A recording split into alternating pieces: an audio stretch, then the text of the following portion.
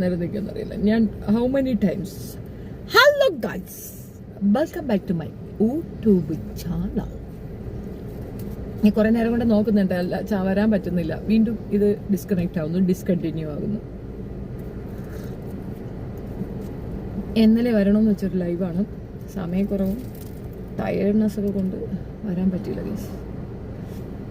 അപ്പൊ ഇന്നലെ ഫിജോ എന്ന് പറയുന്ന ഫിജോ രംഗേഷ് അഥവാ ഫിജോ ജോസഫ് അഥവാ ഫിജോ സയ്യദ് അഥവാ ഫിജോ എന്തരിവാഴയ ആ പറയുന്ന തട്ടിപ്പുകാരി എനിക്കെതിരെ ഒരു വീഡിയോ ചെയ്തിട്ടുണ്ടായിരുന്നു. അപ്പൊ ഈ തട്ടിപ്പുകാരിയുടെ വീഡിയോ ഞാൻ കണ്ടപ്പോ എനിക്കതിന് അപ്പൊ തന്നെ ഒരു സ്പോട്ട് മറുപടി വേണമെന്ന് വെച്ചിട്ട് ഞാൻ സനുവിന്റെ മൊബൈലിൽ ആണ് കാര്യം പറഞ്ഞിട്ടുണ്ടായിരുന്നത്. പക്ഷെ എനിക്കത് പോരാ, എന്റെ ചാനലിൽ തന്നെ പറയണം. പിന്നെ തട്ടിപ്പുകാരി ഒരു കൂട്ടായ്മയൊക്കെ ഉണ്ടാക്കി വെച്ചിട്ട് അവിടെ ഇരുന്നങ്ങ് തള്ളി മറിപ്പ. എന്തുവാ തള്ളി അങ്ങോട്ട് മറിക്കുക. എവറസ്റ്റ് ഇപ്പൊ വേണമെങ്കിലും താഴേക്ക് വീഴും. അമ്മാതിരി തള്ളി മറിപ്പാണ്.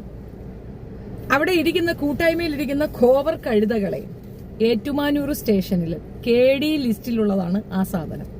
ഒരു കേസും കൂടെ കിട്ടുമെങ്കിൽ, ഒരു കേസും കൂടെ ആരെങ്കിലും കൊടുക്കാൻ തയ്യാറാണെങ്കിൽ കാപ്പ ചുമത്തപ്പെടുന്ന ഒരു ക്രിമിനലാണ് ഫിജോ എന്ന് പറയുന്ന സ്ത്രീ. ഇങ്ങനെ പബ്ലിക്കായിട്ട് പറയുമ്പോൾ അത് തീർച്ചയായിട്ടും എന്റേത് വീഡിയോ എല്ലാം പോലീസ് കാണുന്നതാണ്. പോലീസുകാർ അന്വേഷിക്കും. ഏത് സ്റ്റേഷനിൽ വേണോ നിങ്ങൾക്ക് പോയി അന്വേഷിക്കാം. ഫിജോ എന്ന് പറഞ്ഞ് നിങ്ങൾ പറഞ്ഞാൽ തീർച്ചയായിട്ടും എല്ലാ പോലീസുകാർക്കും അറിയാം അതൊരു സാമൂഹിക പ്രവർത്തകയായിട്ടല്ല, 5 മക്കളുടെ അമ്മയായിട്ടല്ല, ഈ വെപ്പാട്ടന്റെ വെപ്പാട്ടിയായിട്ടല്ല. അവൾ അറിയപ്പെടുന്നത് ഒരു ക്രിമിനൽ ആയിട്ടാണ്. എല്ലാ ചാനലുകാരും എടുത്തു വെച്ച് പറഞ്ഞ കാര്യം സംശയാസ്പദമായ രീതിയിൽ കണ്ടെത്തി എന്നല്ല, 9.5 കോടി രൂപയുടെ മോശടി നടത്തി എന്ന് പറയുന്ന ഒരു തട്ടിപ്പുകാരിയുടെ കാര്യമാണ് പറയുന്നത്. അപ്പൊ എനിക്കിപ്പോ കുറെ അവിടുന്ന് ആരോ എനിക്ക് കുറെ മെസ്സേജുകൾ കൊണ്ടുവന്നിടുന്നുണ്ട്. എനിക്കറിയാം അവരുടെ ഉദ്ദേശ ലക്ഷ്യം എന്താണെന്ന്. മേ ബി അവരാഗ്രഹിക്കുന്നത് ഞാൻ അതിന് റിയാക്ട് ചെയ്തുകൊണ്ടിരിക്കുകയെന്നാണ്.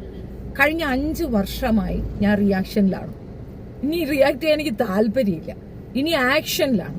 റിയാക്ഷനൊക്കെ ഞാനങ്ങ് നിർത്തി, ഇനി ആക്ഷനേ ഉള്ളൂ. എനിക്ക് കാല് സ്വാധീനമില്ല എന്നുള്ളതിനെ കളിയാക്കിക്കൊണ്ട് അയാൾ ഒരു വീഡിയോ ചെയ്തിട്ടുണ്ട്.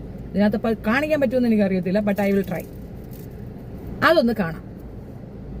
എഴുതുണ്ട് കേട്ടോ.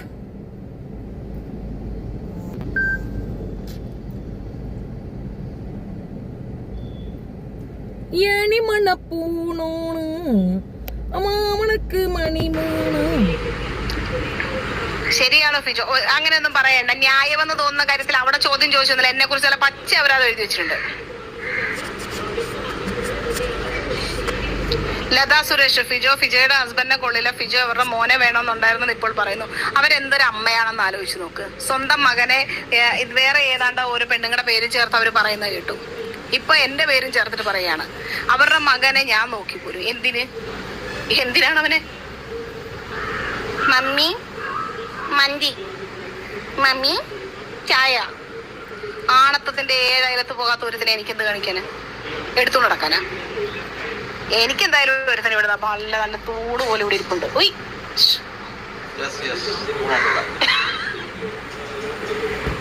അണ്ണ ഒന്ന് എണീറ്റേ. അണ്ണ ഞൊണ്ടനാണെന്നാണല്ലോ പറഞ്ഞത്. അണ്ണനെ എവിടെ ഞൊണ്ടിയിരിക്കുന്നതാണോ?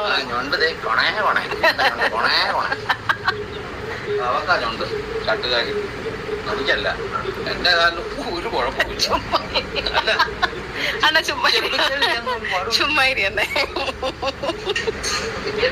ഞാൻ വെറുതെ വിളിച്ചത്. അപ്പൊ അവന്മാരെന്ത് ചെയ്യോ? ഭക്ഷണം കഴിക്കണം. അല്ല, അവന്മാരെന്ത് ചെയ്യോ? കഴിക്കണോ?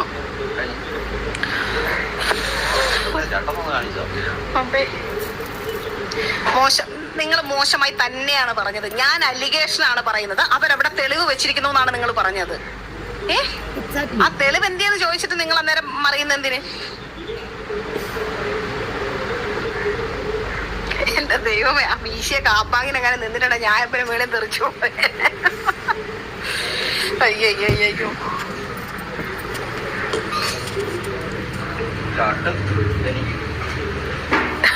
അതെനിക്ക് തോന്നുന്നു. അപ്പോ സാമൂഹിക പ്രവർത്തകയുടെ ക്വാളിറ്റി കണ്ടില്ലേ? ചട്ടുകാലിനെ കളിയാക്കുന്നതാണ്. പിന്നെ എന്റെ മകന്റെ കേസ് ഞാനൊരു 100 വട്ടേ കഥ പറഞ്ഞാണ്, റിപ്പീറ്റാണ്. എന്നാലും ഒന്നും കൂടെ പറയാം. ഞാനും മക്കളും മൈസൂർ യാത്രയിൽ പോയി. ചുമ്മാ ഇടയ്ക്കിടയ്ക്ക് ഇങ്ങനെ വായി നോക്കാൻ പോവാറുണ്ട്.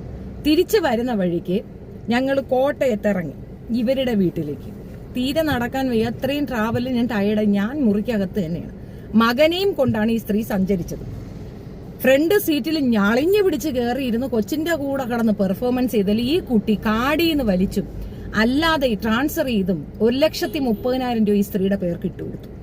അതില് 49,000 രൂപ പോലീസ് ഇടപെട്ട് ഞങ്ങൾക്ക് തിരിച്ചു വാങ്ങിച്ചു തന്നു. ബാക്കി പൈസ തന്നില്ല. കേസിന് പോകാന്ന് വിചാരിച്ചു ഞാൻ. അപ്പൊ പോലീസ് എന്നോട് പറഞ്ഞത്, നിങ്ങളുടെ മകൻ തീരെ പൊടിയാണ്, ഈ സ്ത്രീ വെടക്ക് മുതലാണ്.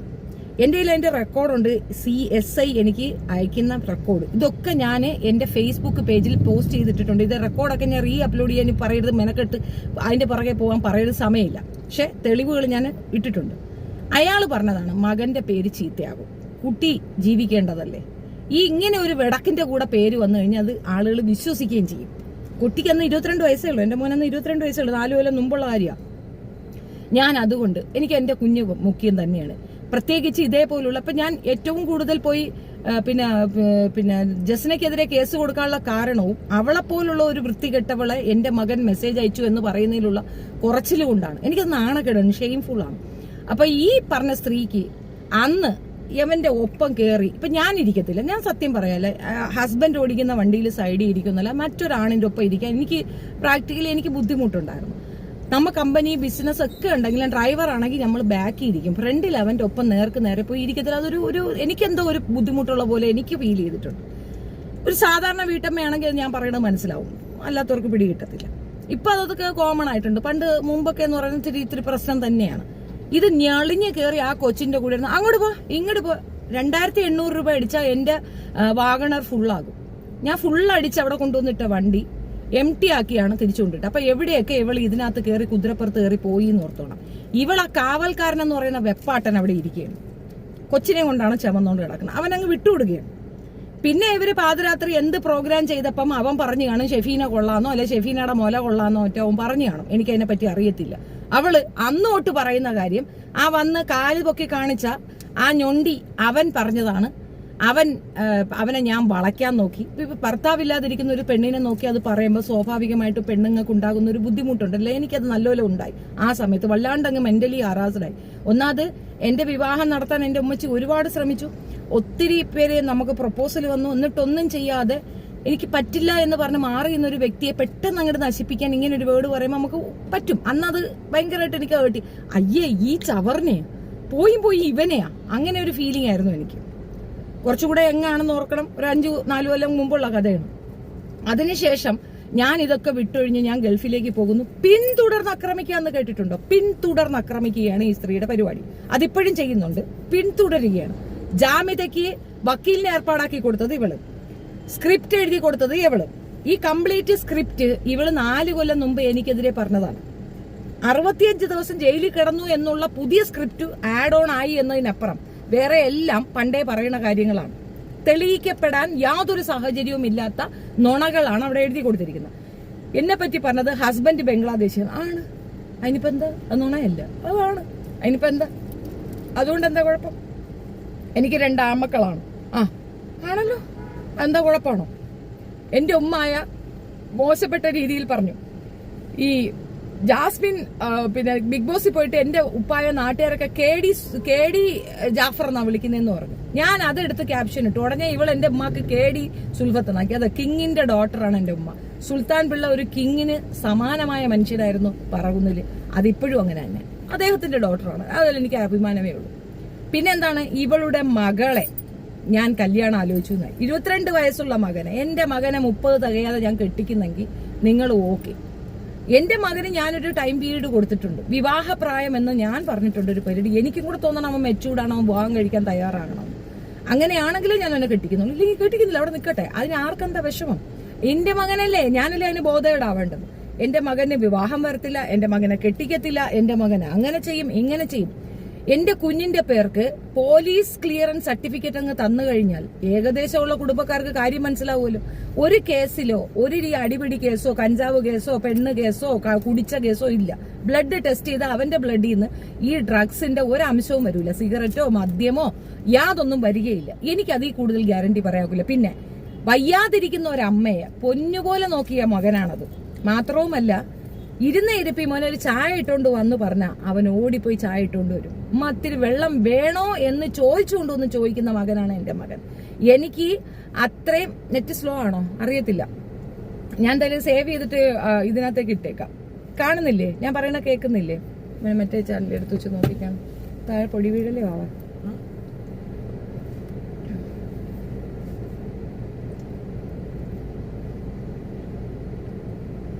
നോക്കട്ടെ, വരുന്നില്ല. എന്തോ പ്രശ്നമുണ്ടെന്ന് എനിക്ക് മനസ്സിലാകുന്നുണ്ട്.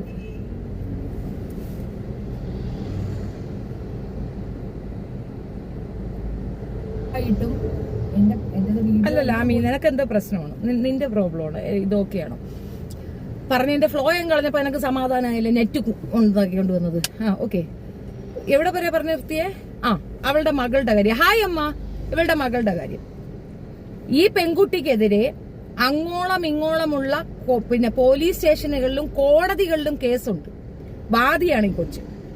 അവളുടെ മകൾ വാദിയായിട്ട് ഒത്തിരി പേർക്കെതിരെ കേസ് കൊടുത്തിട്ടുണ്ട്. എന്താണെന്നറിയോ? പീഡന ശ്രമം. ഇത്രയധികം പേര് പീഡിപ്പിച്ച റെക്കോർഡിൽ ആദ്യത്തെ റെക്കോർഡ് ജസ്നയ്ക്ക്, രണ്ടാമത് ഇവളുടെ മകൾക്ക്. ഇത്രയും പേര് പീഡിപ്പിച്ച ഒരു പെണ്ണിനെ എന്റെ വീട്ടിലേക്ക് ഞാൻ കയറ്റുമെന്ന് ചിന്തിക്കുന്നതിന് മണ്ടത്തരല്ലേ? താല്പര്യമില്ല. എന്റെ കുഞ്ഞിനെ ടാർഗറ്റ് ചെയ്താണ് പോക്കർത്തനെ പറയാം. അവക്ക് നല്ല താല്പര്യമുണ്ട്.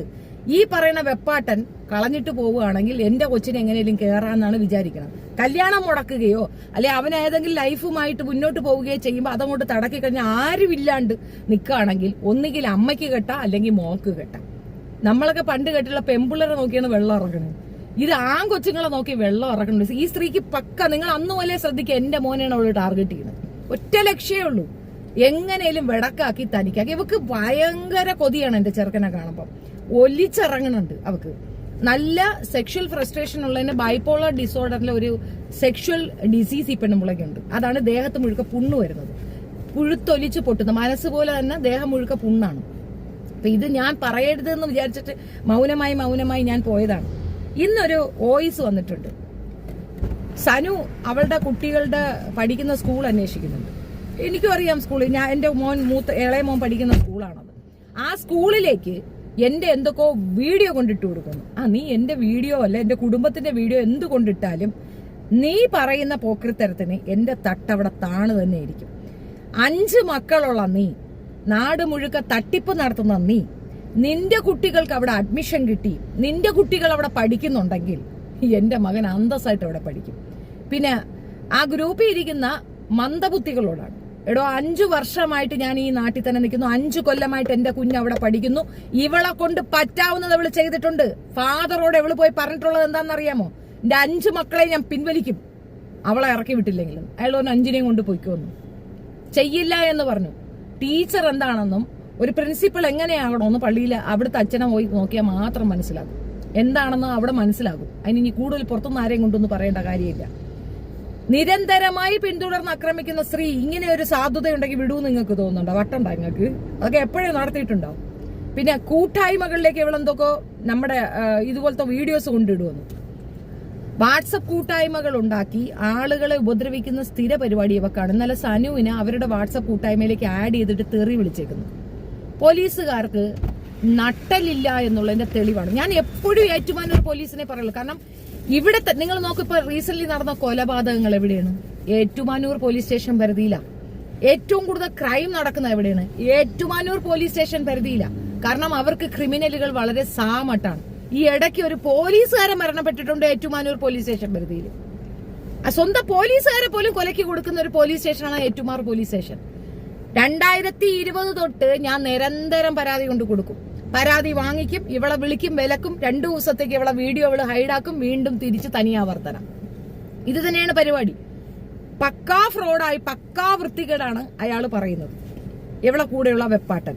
അയാളെ ഇവളെ വിവാഹം കഴിച്ചിട്ടില്ല, ഇതിനു മുമ്പുള്ള വിവാഹ ബന്ധമല്ല, അതിന്റെ റെക്കോർഡിക്കൽ എവിഡൻസ് ഞാൻ ഇന്നലെ സനുവിന്റെ ലൈവിൽ ഞാനത് കാണിച്ചിട്ടുണ്ടായിരുന്നു.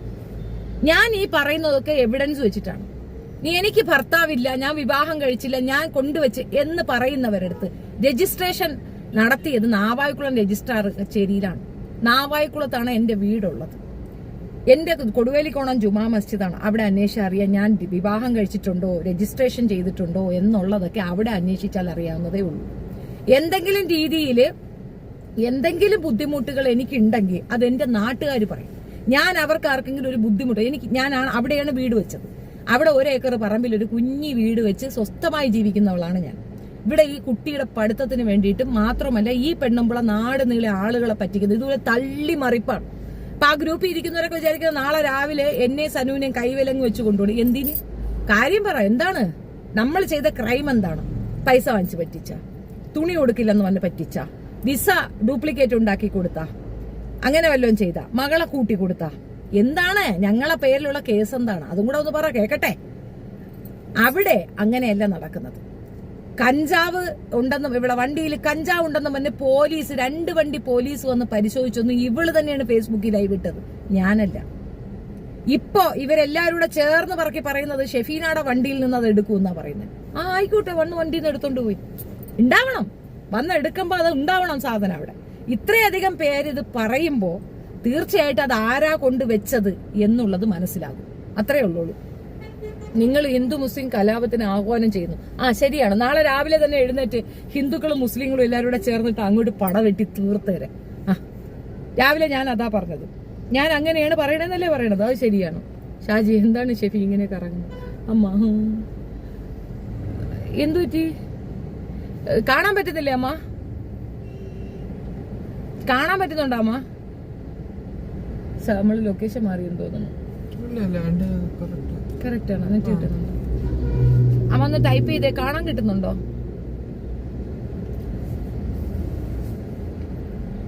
എന്നാ ഞാൻ ഇത് പറഞ്ഞിട്ട് ഞാൻ ഇത് സേവ് ചെയ്ത് വീഡിയോ ആയിട്ടിട്ടേക്കാം. അപ്പൊ ഇപ്പൊ ഈ കാണിച്ച പോക്കൃത്തരം ഇതും എല്ലാം കൂടെ ചേർത്ത് എനിക്ക് റിയാക്ട് ചെയ്യാത്ത എന്തുകൊണ്ടെന്നുള്ള ചോദ്യമുണ്ട്. എനിക്ക് റിയാക്ഷൻ ഇല്ലാഞ്ഞിട്ടല്ല, ആക്ഷനാണ് ഇനിയുള്ളത്. നോ റിയാക്ഷൻ അറ്റാണ്. പോലീസുകാരുടെ അടുത്ത് പോയി ഞാൻ അന്ന് ചെന്ന്, ഞാൻ DIG ഓഫീസിൽ ചെന്ന് ഞാൻ ഈ വിഷയം പറയുമ്പോൾ DIG എന്റെ അടുത്ത് പറഞ്ഞ എനിക്ക് മനസ്സിലായി, ഐ ഡു ദാറ്റ്. അവിടുന്ന് എഴുതി നേരെ ഏറ്റുമാനൂർക്ക് വിടുമ്പോ ഏറ്റുമാനൂറുകാരുടെ അടുത്ത് കുപ്പയിലോട്ട് ഇടും. ഏറ്റുമാനൂറുകാർക്ക് എന്താണ് ആ പ്രശ്നം എന്ന് എനിക്കറിയത്തില്ല. ഞാൻ അതുകൊണ്ട് എന്റെ സ്റ്റേഷൻ പരിധിയിലേ ഇനി കൊടുക്കുന്നുള്ളൂ. കല്ലമ്പലം പോലീസ് സ്റ്റേഷനും നാവായിക്കുളത്ത് നിന്ന് നേരെ റൂറൽ, അതിനപ്പുറം ഇല്ല. എന്റെ രാജ്യം തിരുവനന്തപുരമാണ്. ഞാൻ തിരുവനന്തപുരത്ത് ഇനി കൊടുക്കുന്നുള്ളൂ. എനിക്ക് ഏറ്റുമാനൂറുകാരുടെ സർവീസ് വേണ്ട. മനസ്സിലായില്ലേ?